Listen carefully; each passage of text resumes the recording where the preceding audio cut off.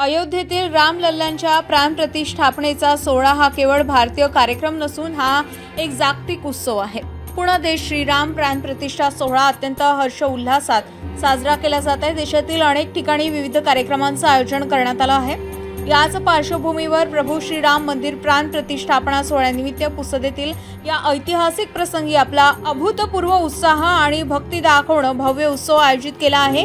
यामध्ये सुरुवातीला प्रभू रामचंद्रांना वंदन करून भव्य दिव्य अशी रॅली काढण्यात आली होती।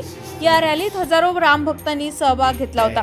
अनेक ठिकाणी होल्डिंग्स लावण्यात आले होते। आजच्या या कार्यक्रमाचं प्रमुख आकर्षण होतं ते म्हणजे राम भक्तांनी तयार केलेले 221 किलोचा बुंदीचा लाडू। यासाठी सर्व नागरिक व राम भक्त यांच्याकडून श्रीरामपूर येथील आयोजकांचे कौतुक केले जात आहे। ब्युरो रिपोर्ट, रॉ भारत प्रवेश, टाकरस। अयोध्येमध्ये प्राणप्रतिष्ठा करण्यात आलेली आहे। एकंदरीत जल्लोष तुम्ही कशा पद्धतीने साजरा आणि कुठे हा संपूर्ण जल्लोष करण्यात आलेला आहे?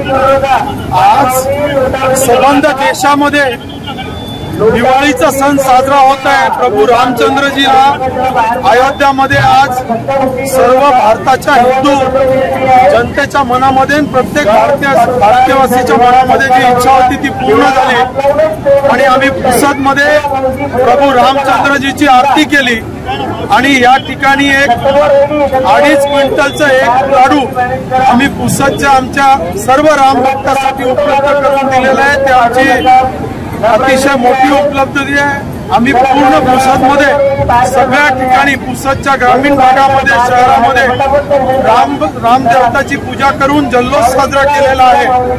आज संध्याकाळी आम्ही 2000 दिव्यांचा एक दीप उत्सव शिवाजी शिक्षण संस्थेमध्ये त्या ठिकाणी केलेला आहे आणि रात्री 8:30 वाजता सुंदरकांडाचा पाठ देखील 250 लोकांनी मिळून केलेला आहे आणि म्हणून आम्ही या ठिकाणी अतिशय जल्लोषाने पुन्हा आज दिवाळी साजरी करत आहोत। पंतप्रधान नरेंद्र मोदी साहेबांचा लाख लाख धन्यवाद देतो की त्यांनी आमच्या पिढीला प्रभू रामचंद्रजीचं मंदिर त्या ठिकाणी पाहायला दिलं।